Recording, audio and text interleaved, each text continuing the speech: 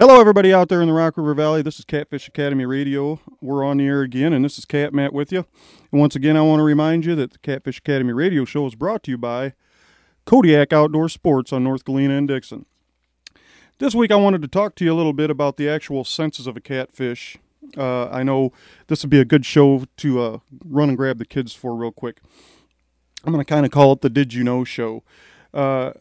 In the world today exists about 3,000 species of catfish alone, which is the largest species of fish on the planet. 45 of those species resides right here in North America.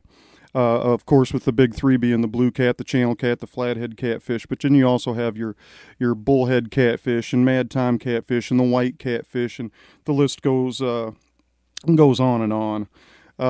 And what people don't realize is that actually the slowest growing of the big three catfish here in North America is the channel catfish.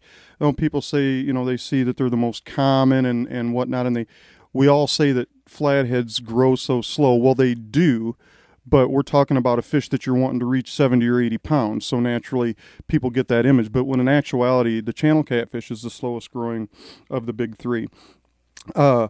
Their sensory perception abilities are out of this world. For instance, their scent abilities. They have a lateral line on their body full of cells.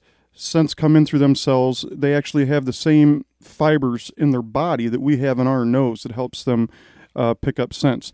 And inside of their actual nostrils, which are called nares on a channel catfish, they have an olfactory sac with folds in it that pull these scents out.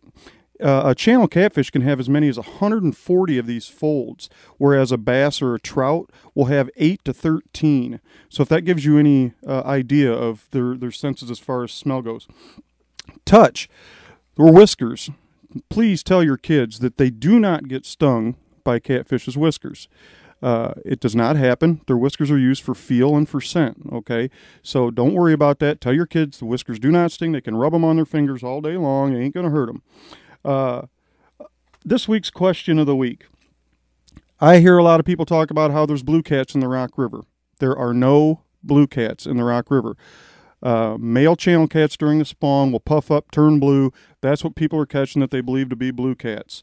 So a way to identify this is the channel cat will have 24 to 29 rays in its anal fin, which the rays are each individual spine, and their anal fin is the long fin that runs underneath the back side of their body, whereas a blue cat will have 30 or more. So just remember that when you're out. There's no blue cats. That's how you identify them. This is Cat Matt. This is Catfish Academy Radio.